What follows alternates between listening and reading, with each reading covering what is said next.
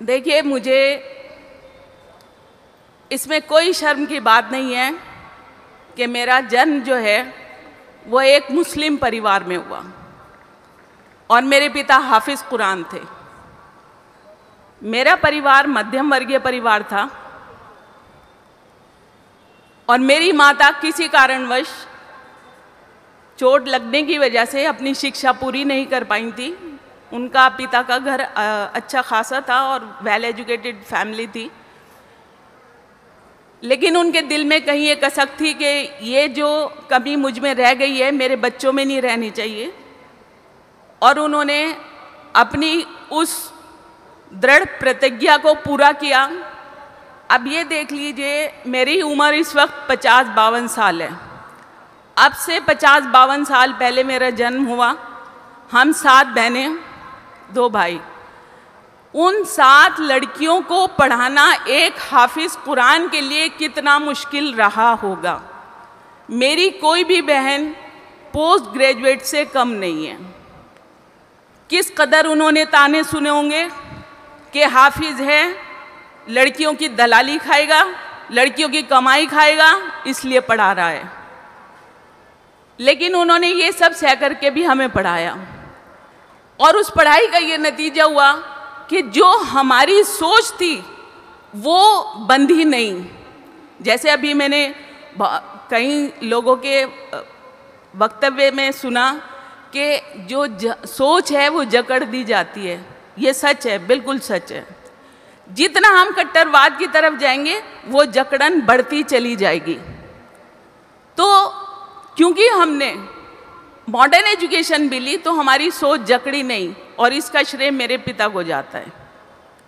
और यही वजह थी कि अब से लगभग 26 साल पहले मैंने एक हिंदू व्यक्ति से शादी की। मैं लक्ष्मी वर्मा आज की नहीं हूँ, मैं पिछले 26 साल से लक्ष्मी वर्मा हूँ। मेरा डीएल लक्ष्मी वर्मा के फराह फैज उर्फ लक्ष्मी वर्मा के नाम से है। मेरे बैंक अकाउंट्स फराह फैज उर्फ लक्ष्मी वर्मा के नाम से हैं। मेरा त्याग हुआ, सोशल बाइकआउट हुआ, ख़ानदान ने परहेज़ किया, सब ने छोड़ दिया। लेकिन उस एक व्यक्ति ने मेरा साथ दिया जिसका नाम विनोद वर्मा था। आज मेरी बेटी 20 साल की है, लॉ कर रही है। तो हम ये बहुत पुराने से ये सब चीज़ें देखते आ रहे हैं, लेकिन मैं हकीकत के साथ, सच्चाई के साथ जीने की आदी हूँ। और किसी की कोई कमी है तो मुझे कोई डर नहीं है उसको मुंह पे कहने में। और यही वजह थी कि 3 तलाक की जो पिटीशन सबसे पहले मैंने सुप्रीम कोर्ट में फाइल की, उसकी जब टीवी डिबेट चल रही थी तो all India Muslim personal law board, Jamiat Ulama-e Hind, जिनकी मैं कट्टर विरोधी हूँ, उनके जब एक मौलाना ने वहाँ बदतमीजी की तो पहला थप्पड़ मैंने ही उसको मारा था। और उसके बाद में उसने भी मुझे मारने की कोशिश की, लेकिन फिर वो मेरी तरफ से FIR लिखाई गई और उसको 40 दिन के बाद में बेल मिली। उसको फ़ौरन बेल नहीं मिली। हालांकि मीडिया ने उसको एक मौका दिया था कि वो माफ़ी मांग ले, और वो हर बार हर चैनल पर मुझे यही कह करके हरास करता था कि ये तो मुसलमान नहीं है, ये 3 तलाक के बारे में क्या जाने, इस्लाम के बारे में क्या जाने, ये तो प्लान्ड है, RSS का शगुफा है, RSS की कठपुतली है, वो यहाँ करके बैठती है। इसका नाम लक्ष्मी वर्मा है, इसका पति का नाम विनोद वर्मा है, इसकी बेटी तो बिंदु है, इसकी बेटी तो तोशी वर्मा है। तो जब उसको मीडिया चैनल ने एक मौका दिया कि आप माफ़ी मांग लीजिए, आपने महिला के साथ बदतमीजी की, तो उसने माफ़ी मांगते वक्त भी ये कहा कि मैं लक्ष्मी वर्मा के साथ ऐसा कर गया। वो मुझे नहीं पता वो लक्ष्मी वर्मा है या क्या कौन है। तो ये महिला की बेइज्जती जो कट्टरपंथियों के दिमाग में बैठ गई है, मैं उसकी धुर विरोधी हूँ। और सबसे बड़ी जो मुझे बात दुखी करती है वो ये करती है कि इस धर्म के चक्कर में हम अपने देश को भूल गए। जितना टेंशन हम धर्म के लिए परेशान हो रहे हैं, ठीक है, धर्म के लिए हमें परेशान होना है, बहुत ज़रूरी है, लेकिन ये मेरा और ये उस ऊपर वाले के बीच का कनेक्शन है कि मैं किस पद्धति से उसको याद करूंगी। ये तो किसी को पता भी नहीं होना चाहिए। अगर पता होना चाहिए तो ये दिखना चाहिए कि मैं अपने देश के लिए कितना खड़ी हो सकती हूँ। आज हमारा संविधान क्या कहता है? आज हमारा संविधान कौन से अधिकार देता है? आज हमारा संविधान कौन से कर्तव्यों को बताता है?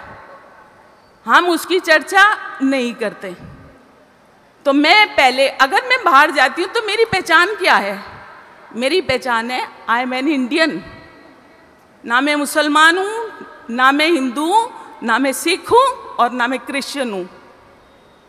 वहाँ अगर पंडाल लगते हैं या वहाँ सेग्रीगेशन होता है तो वो कंट्री के नाम पर होता है। These are Indians, these are Pakistani, Bangladeshi, Nepali, Bhutani, ऐसे करके।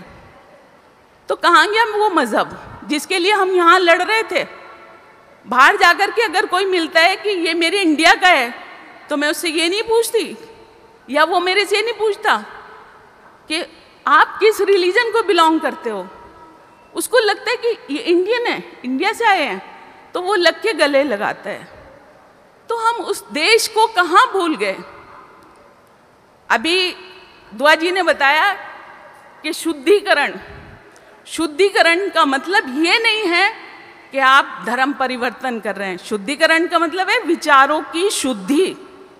तो मैं उसी बात की कायल हूँ, इसीलिए मैं आर्य समाज को फेवर करती हूँ, इसीलिए मैं आर्य समाज की कायल हूँ कि यहाँ आडंबर बिल्कुल नहीं है, न यहाँ मूर्ति पूजा है, न कुछ है। यहाँ सच्चे मन की अभिव्यक्ति है। आपके जो मन में है वही बाहर है, और यही चीज़ मुझे पसंद है। ये लोग देश के लिए सोचते हैं जो हर एक को सोचना चाहिए। मैंने ट्रिपल तलाक के लिए सबसे पहले पिटीशन फाइल की, क्योंकि मुझे ये लगा कि मेरे संविधान ने जो एक अधिकार सबको समान रूप से दिया गया है तो उसका वायलेशन नहीं होना चाहिए। और इसमें मुझे सिर्फ ऐसा नहीं है कि मुसलमानों ने इसे हाथों हाथ ले लिया। सबसे पहला विरोध जो किया वो मुसलमानों ने किया, आज भी करते हैं। कई बार अटैक्स हुए। मेरी पूरी टांग में स्टील प्लेट डली हुई है, 17 स्क्रूज डले हैं, चल नहीं पाती हूँ, टांग नहीं मोड़ पाती हूँ ढंग से। और ये सारा विरोध उन मुसलमान लोगों ने किया जिनकी औरतों के वेलफेयर के लिए मैं काम कर रही हूँ। मैंने ये पिटीशन फाइल की थी, और हर सनातनी ने, इस देश के नागरिक ने मुझे सपोर्ट किया। तो मैं किसको फेवर करूंगी?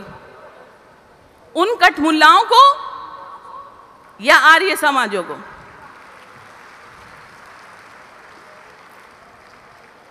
बस जो मुझे थोड़ी सी पीड़ा हुई है वो ये हुई है कि फराह फैज से लक्ष्मी वर्मा हो जाने के बाद मुझे बरसों बरस लगे अपनी एक्सेप्टेंस कराने में।